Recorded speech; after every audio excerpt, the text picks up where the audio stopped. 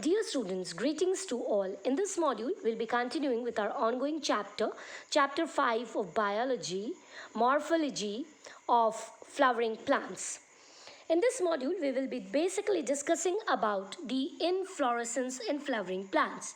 So, the topic for today's discussion is the flower and the inflorescence. So, when we talk about flower, what is a flower? So flower is the reproductive part of a plant and it is referred to as the modified shoot. Here the internodes, they do not elongate and the axis gets condensed. The apex produces the floral appendages. When a shoot tip transforms into a flower, it is solitary. Now talking about the flower and inflorescence.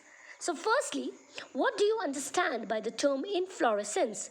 It is the mode of arrangement of flowers on the floral axis or the stem. So the peduncle is the stem or the branch on which the flowers are arranged. In pedicel, it is the stalk of the plant. So if a flower, it has got pedicels, it bears pedicel, then it is called as pedicellate. If the flower is without pedicel, it is referred to as sessile flower. So if we see that the flower has got this stalk, that means the pedicel, then it is called as pedicellate. If it lacks this and it is directly attached to the stem or the branch, then it is called as sessile. The inflorescence could be basically divided into three types. That is racemose, cymose and special type of inflorescence. The most important are the racemose and the cymose type.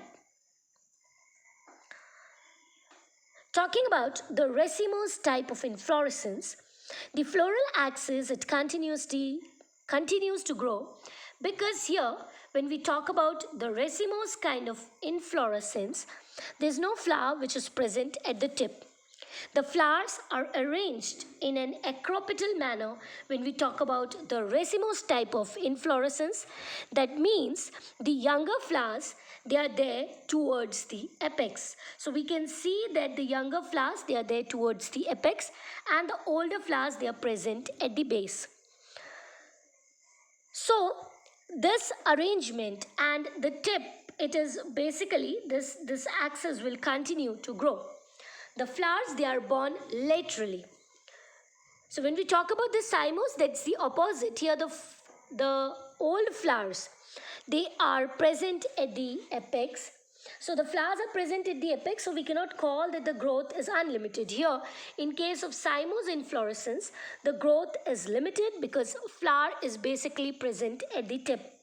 The flowers are arranged in basipetal manner. That means the older flowers, they are present near the apex and the younger ones, they are present towards the base. Now when we talk about the special kind of inflorescence, they are basically of three types. Cytium, Hypanthoddium and Verticilliaster, which is found in Euphorbia. The Hypanthoddium that's found in banyan tree and the Verticilliaster that is found in Ocimum santum, commonly called as Tulsi. The racemose inflorescence, basically, it is divided, further subdivided, and it comprises of raceme, spike, catkin, corium, to name a few. The cymose inflorescence is also further subdivided into monochasial chyme, dichasial chyme, and polychasial chyme, found in Bougainvillea, Calotropis procera, that's a xerophytic plant.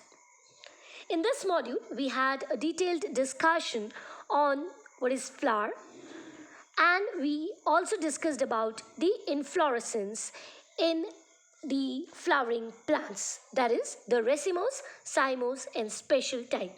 Hopefully, you must have garnered all the concepts thoroughly. Thank you.